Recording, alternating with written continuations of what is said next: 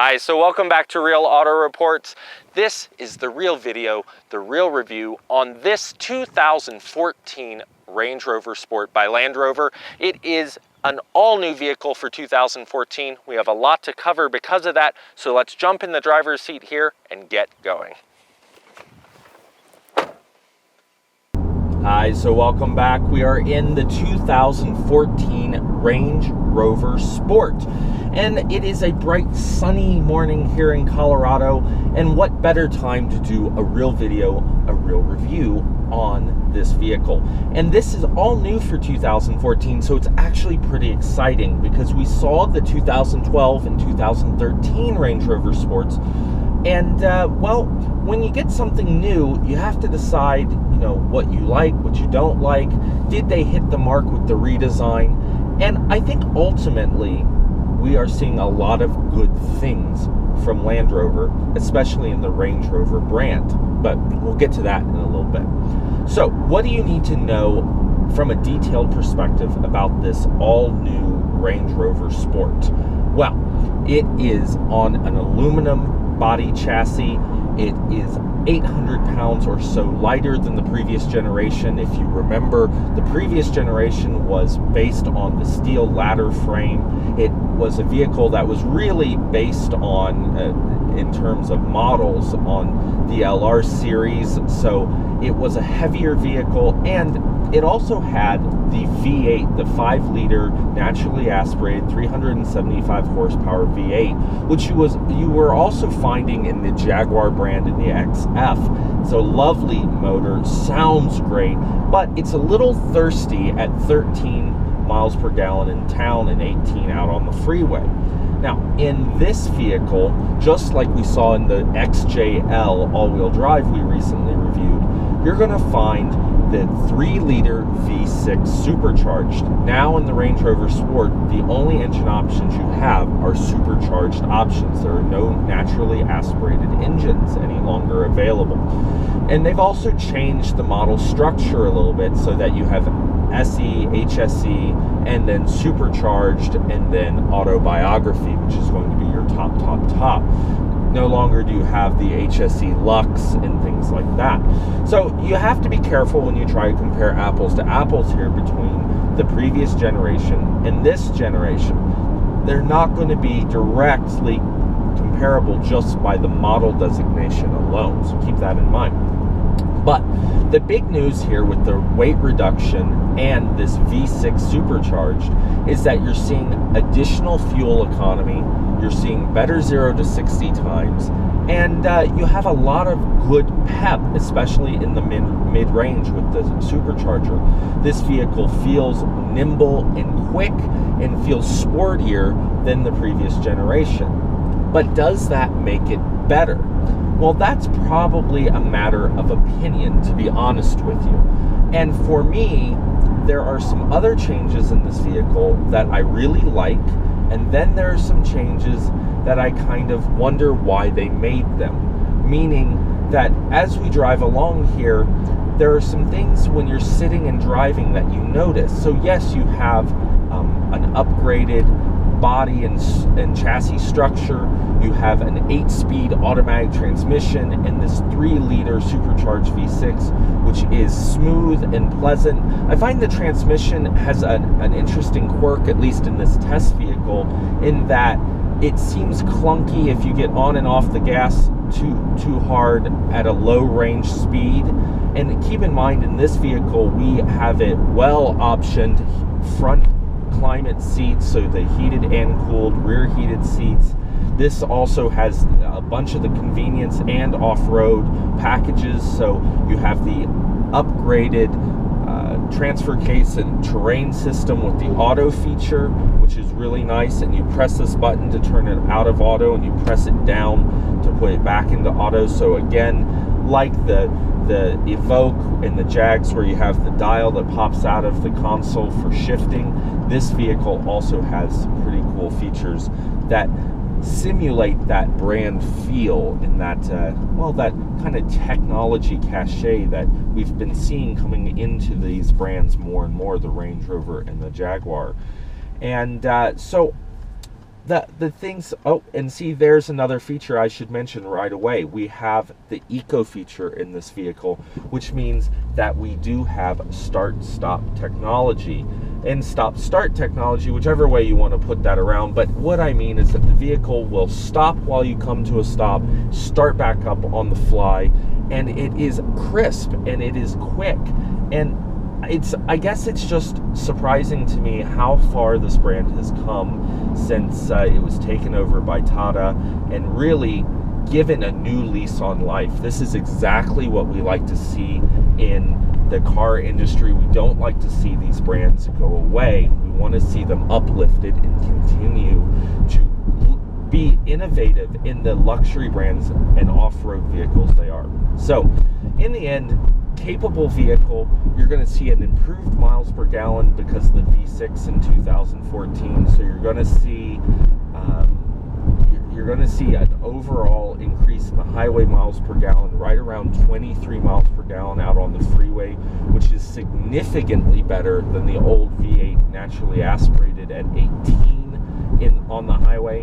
Now that 13 miles per gallon in the city is going to change as well. It's going to go up about 4 miles per gallon to 17 miles per gallon in the city, all of a sudden making the Range Rover Sport less of a gas guzzler. And sure, if you're going to pay north of $60,000 for this car, in fact, the Range Rover Sport's range of base price is $63,525 to $93,325. So that is a huge range in terms of base price. And I want to be clear though that that's the base price you'll find on the websites, and then you can option the vehicles up.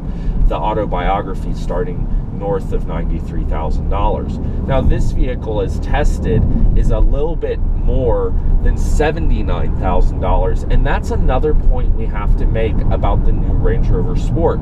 In that base price, you're going to find that you have at least a $3,000 or so increase from the previous generation. Now, there's a lot of discussion about why that could be. When the original Range Rover Sport came out, you didn't have something as snazzy, if you will, or in the CUV marketplace as the Evoque. The Evoque stepped in, so it may be a slight pricing restructure. I haven't actually talked to the Range Rover people about that, but what I can tell you is that with the HSE that we had previously, both the blue one on our YouTube channel, the 2013, and the red 2012, both of those vehicles did not crest 75,000. They were actually closer to $68,000, $69,000 as tested on the MSRP. So what I find interesting about this vehicle is that it is significantly more expensive with the option groups that it has on it. Now, the thing that as I said, it's a little hard now to compare apples to apples because of the significant change in this vehicle. Obviously, the exterior is very different. It's more curvaceous. It has a sportier line. It has sharper rakes to the windshield and the back than the previous generation, so you will notice the visibility out the back is a little reduced because of the curve and the rake of that rear roof treatment, but it looks fantastic. It is an amazing looking vehicle in 2014, and it does a nice job of updating the Range Rover Sport brand and look and feel. They have made this vehicle pretty much in every consideration feel sportier. Now, if you've ever watched my videos on the previous generation, I used to say that the Range Rover Sport was one of the most, if not the most comfortable SUV I had ever driven. The captain's chairs in that vehicle were amazing to me. The back seat, my family found comfortable, and it was a 5-seater. So that was the only thing that we noticed about it, is that it couldn't compete with things in the market that had a third row. All right, so here's the good news. Range Rover has given you the ability now in the Range Rover Sport to add a third row. And sure, it's not going to be super roomy, but it's going to give you that extra flexibility and passenger capacity when you need it. Now, don't try to get 7 people's worth of luggage in this vehicle when you have the third row up and you're trying to use it. But it's going to allow you to carry more people and get to a nice dinner and do it in style. And that's nice. I like that. The kind of negative side of this review and comment is that then the problem is that I don't find these seats as comfortable as I did back then. I find these new seats are firmer. They give you a lot of good support, but they're not as supple and soft. And maybe that's just the change to making this feel more like a sport and less like the Range Rover, which I was recently around the Range Rover brand. They had the autobiography Range Rovers, they had the sports, they were all sitting next to each other, and while this one was sitting in the parking lot, I went and I sat in all of them. And what I can tell you is that the Range Rover, the top of the line, the big SUV that you can buy from Land Rover, is nice. It is a great vehicle, and it's going to be a vehicle that you're going to love if you love comfort. It's going to give you all of that comfort. It's going to give you all of that just luxury and appointment, but it's not going to feel as sporty as this vehicle. It's going to be more of a cruiser, and that's what it's meant for. This vehicle definitely has taken on the sports persona. So you have to, if you were trading up from an older Land Rover Sport to this one, don't be surprised if you notice this change in the seat and in the comfort. My family commented on the back seat and said, maybe it's just us, maybe it's just been 6-8 months since we've seen the last one that you had, but it just doesn't feel as comfortable in the back seat as it used to.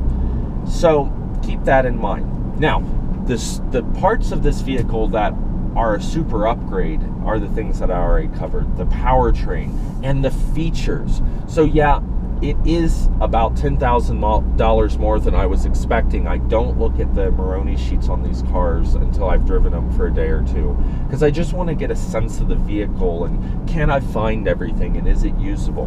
And I'll tell you that having adaptive cruise on these is nice. It's not something we had on the previous ones we tested. I love the air suspension with the accessibility feature, just like the previous generation, and you're going to find it works pretty much the same.